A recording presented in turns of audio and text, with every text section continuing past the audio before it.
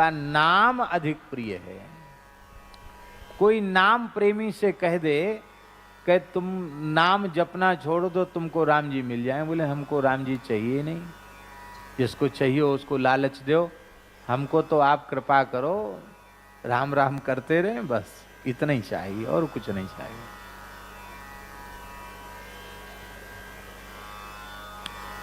देखो,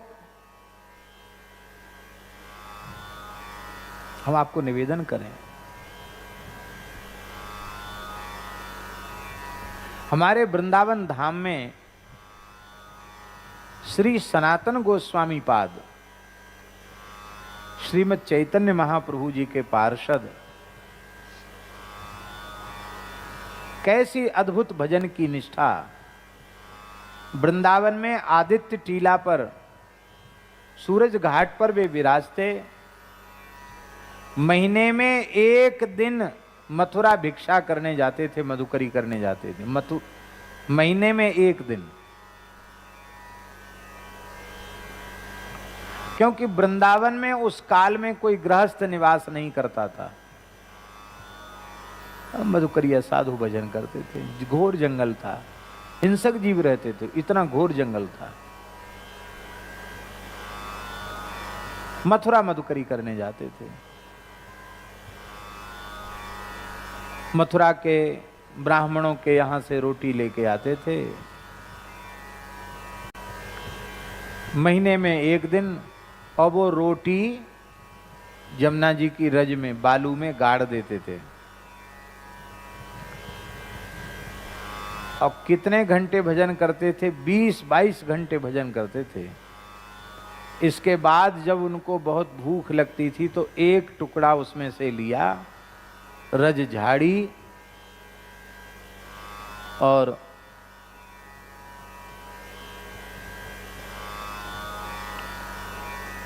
मिट्टी के पात्र में उसको यमुना जी के जल में भिजा दिया, और वो गल गई तो उसको खा लिया।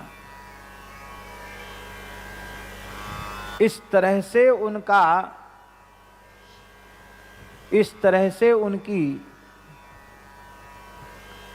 उनकी वैराग्य पूर्ण रहनी थी, इस प्रकार की। शरीर पर केवल एक फटी पुरानी सी कौपीन और एक कंथा, एक गूदड़ी और एक मिट्टी का पात्र, करुआ जिसको कहते हैं, और कुछ संग्रह परिग्रह नहीं था। श्री सनातन गोस्वामी जी के जीवन में, और पूर्व जीवन कैसा था? तो गौड़ देश बंगाल होते सब ही अधिकारी, हाय गय भवन भंडार रतन भूभुज उनहरी। राजाओं के समान ऐश्वर्य था, हाथी थे, घोड़े थे, महल था। कौन से ऐसे भोग हैं जो उनको प्राप्त नहीं थे? सब कुछ था उनके पास, पर ऐसी वैराग्य पूर्ण रहनी श्री सनातन गोस्वामी जी महाराज की। एक दिन मथुरा में मधुकरी करने गए थे। एक चतुर्वेदी के घर में, एक चौबाइन के घर में एक चतुर्वेदी परिवार की माताजी थी, उसके घर में मदन मोहन जी विराज रहे थे। तो मदन मोहन जी को देखा तो व्याकुल हो गए।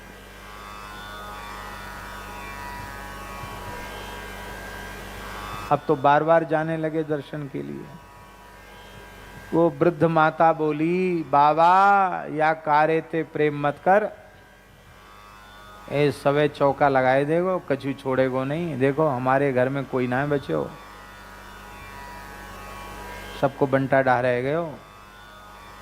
बोले हमने तो इनसे प्रेम करने के लिए सब कुछ, हमारा तो पहले ही जब चौका लग गया, आग लग गई, कुछ नहीं चाहिए हमको।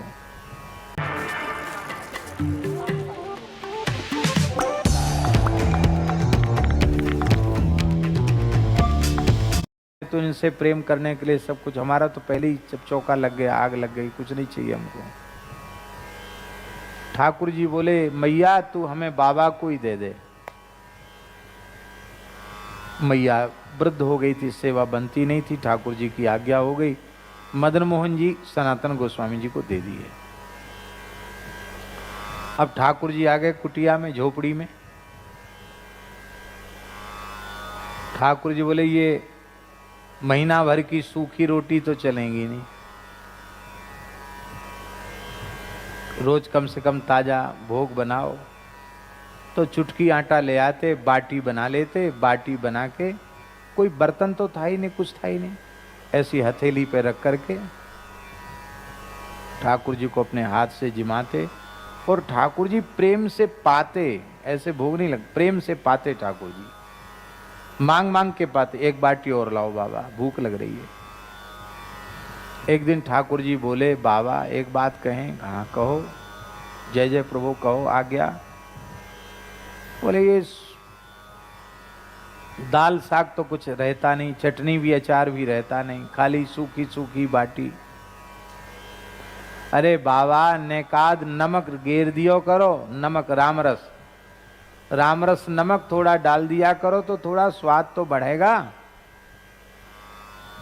मन में सोचा ठाकुर जी ज्यादा कोई इच्छा तो कर नहीं रहे हैं, नमक की ही बात तो कह रहे हैं। हाँ ठीक है, अब कल से नमक ले आएंगे। चुटकी आटा लेने गए, बोले थोड़ा नमक और दे दो, नमक ले आए। एक दिन ठाकुर जी बोले, बाबा जब ते तेने नमक गेरवो आरंभ कियो है, तब ते नेकात स्वाद तो बढ़्यो, पर कहा बतावें बाबा, ये सूखी बाटी कंठ में अटक जाए, ने घी चुपर दियो करो, तो घी की सुगंध से और चिकनाई से वो गले के नीचे आराम से उतर जाएंगी। इतना सुनते ही सनातन गोस्वामी जी सावधान हो गए। बोले आप हमें प्रिय हो, आप बहुत ध्यान से सुने, आप हमें प्रिय हो, पर आपका नाम परम प्रिय है। फिर से सुन लो, आप हमें प्रिय हो, पर आपका नाम हमें परम प्रिय है। आप उतनी ही सेवा का विस्तार करो जितमें आपका नाम न छूटे।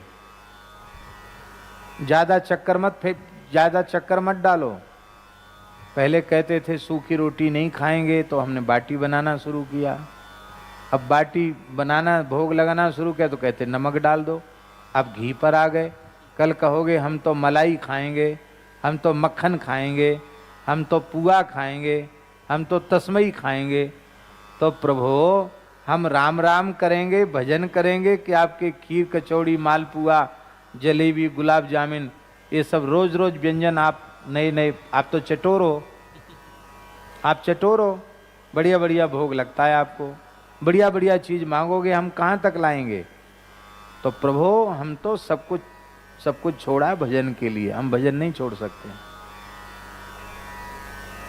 ठाकुर जी मुस्कुराए, कहते बाबा इसलिए तुम हमको बहुत प्रिय हो, क्योंकि मुझसे अधिक मेरे नाम से प्रेम करते हो। पर देखो बाबा सांची बात है, तुम ले तो आए, हमें बढ़िया खवाओ पिवाओ, और नहीं तो कह दो हम जजमान चेताए लें। बोले हाँ आपको बढ़िया बढ़िया खाना हो तो कोई जजमान भगत चेता सकते हो तो ठीक है। भगवान बोले जजमान चेताए हुआ तो हमारे बाएं हाथ को खेल है। एक लाहौर का व्यापारी जो इस समय पाकिस्तान में दुर्भाग्य से चला गया, भगवान कृपा करेंगे कभी अखंड भारत होगा। अफगानिस्तान की अभी जो समस्या है वो शुरुआत हो गई है, ये सब भारत ही था, फिर से भारत होगा। तिब्बत, भूटान, मानसरोवर ये सब भारत में थे, ये सब भारत में ही होंगे, फिर से भारत अखंड होगा। और ये जल्दी तब होगा जब भारत की धरती गोवध के कलंक से मुक्त होगी। शुरुआत हो गई है, परिस्थितियां ऐसी बन रही हैं।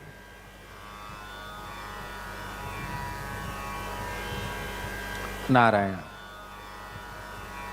तो लाहौर का व्यापारी था वो, लाहौर से लाहौरी नमक जिसको सेंधा नमक कहते हैं, सेंधा नमक जहाज के मार्ग से ला करके लाया था और दिल्ली तक आया माल, और फिर दिल्ली से जहाज के ही माध्यम से वो व्यापारी अपने नमक को आगरा मंडी बेचने जा रहा था। आगरा बहुत बड़ी मंडी थी, व्यापार का केंद्र था। जमुना जी में इतना जल था कि जमुना जी में जहाज चलते थे। जैसे ही वृंदावन आदित्य टीला के निकट जहाज आया, ठाकुर जी ने जहाज अटका दिया। अब ना आगे जाए ना पीछे जाए, फंस गया जहाज। वो बेचारा व्यक्ति बहुत घबराया, बोले कहीं लूट ना जाए, रात बिरात क्या होगा, यहाँ स्थिर हो गया जहाज। बहुत परेशान था, किसी भी प्रकार से जहाज आगे नहीं बढ़ रहा था। तब ठाकुर जी एक बालक के रूप में आए, बोले भगत हमारी सुन ले, ऐसे जहाज तेरो अटको भयो, जहाज छूट व्यवहारो ना है। यहाँ एक बाबा भजन करे टीला पे, आदित्य टीला पे, बा को नाम है सनातन बाबा, बड़ो सिद्ध महात्मा है। बा के दर्शन कर ले, आशीर्वाद ले ले, तेरो संकट दूर रह जाएगो। ठाकुर जी जजमान चेता के ले आए। महात्मा लोग किसी को बुलाते उलाते नहीं, ये सब भगवान लीला करते हैं, पकड़ पकड़ के लाते हैं। महाराज वो चले गए। बाबा भजन कर रहे थे। बाबा तो 22 घंटे भजन करते थे। कितने घंटे? 22। श्री सनातन गोस्वामी जी की समझ में आ गया कि मुझे कोई जानता नहीं, मैं किसी को जानता नहीं, और यहाँ इस व्यक्ति का आना जरूर ठाकुर जी ही लेके आए। आप तो मौन थे, कुछ बोले नहीं। उसने कहा महाराज मुझे आशीर्वाद दो, मेरा दुख दूर हो जाए। तो समझ गए ठाकुर जी ने बुलाया, तो ठाकुर जी के मत्थे मढ़ दिया, इशारा किया इनसे प्रार्थना करो। देखा अरे इतने प्यारे ठाकुर जी झोपड़ी में बैठे हैं। तो मन में उसने मनोरथ किया कि यदि हमारा संकट दूर हो गया तो इस जहाज में जितना माल है, ये जितने में भी बिकेगा, उसका पूरा का पूरा धन इनके मंदिर बनाने में और पूरी राग भोग की व्यवस्था करने में लगा दूंगा। ये निश्चय कर लिया उसने। चेत गया जजमान। आगरा जैसे ही जहाज पहुंचा तो लादा गया था लाहौर से उसमें नमक, और जब आगरा में जहाज का माल उतरा तो वो नमक विशुद्ध कपूर बन गया। अब नमक की कीमत और कपूर की कीमत में तो बहुत अंतर है। शुद्ध कपूर की कीमत और नमक की कीमत में बहुत अंतर है। इतना धन आया कि ठाकुर जी, आज भी मदन मोहन जी का मंदिर बना हुआ है, वो मंदिर बन गया, इतना विशाल मंदिर, और नित्य 56 भोग ठाकुर जी को लगे, ऐसी व्यवस्था। इतना धन बच गया मंदिर बनने के बाद भी, नित्य 56 भोग ठाकुर जी को लगे। पर श्री सनातन गोस्वामी जी ने अपना भजन नहीं छोड़ा।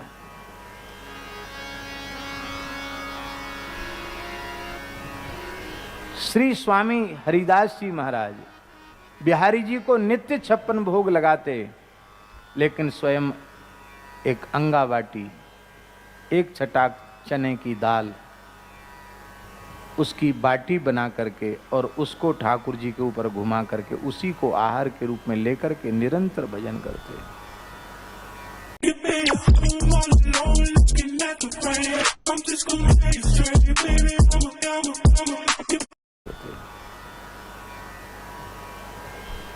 ये दिखा दिया कि भजन कहते किसको है। इसी को कहते हैं प्रिय राम नाम ते जाही न रामो।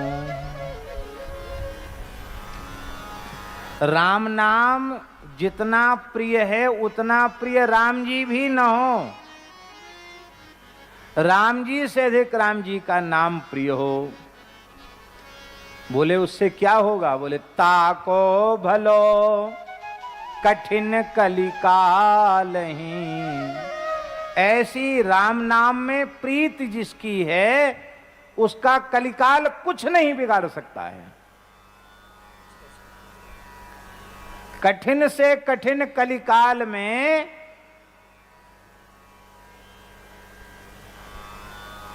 परम श्रद्धे पूज्य श्री रामायणी जी महाराज की जय। कठिन से कठिन कलिकाल में उसका भला हो जाएगा, उसके कल्याण में संदेह नहीं है, उसका कभी अकल्याण हो ही नहीं सकता है। जिसको राम जी से अधिक राम जी के नाम में प्रेम होगा, नाम प्रिय होगा।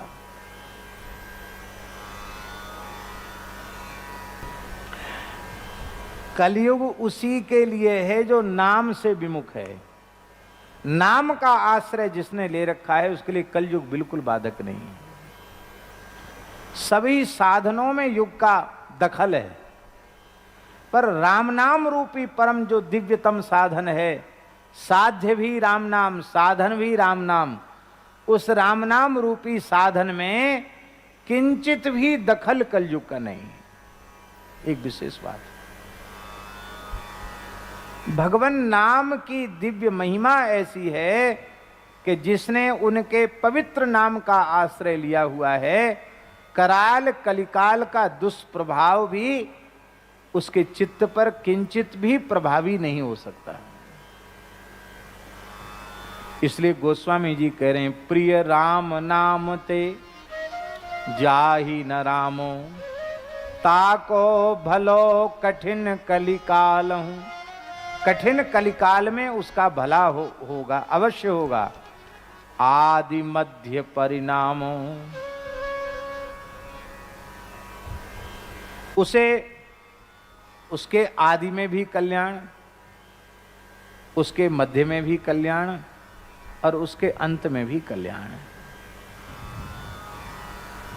इसका तात्पर्य है कि उस भाग्यशाली जीव का जिसकी प्रीति राम जी से अधिक राम जी के नाम में है, उसका त्रिकाल में भी अकल्याण संभव नहीं है। उसका सदा सर्वदा कल्याण है, क्योंकि हनुमान नाटक में श्री हनुमान जी महाराज कह रहे हैं, कल्याणानाम निधानम कलिमल मथनम पावनम पावनानाम। समस्त कल्याण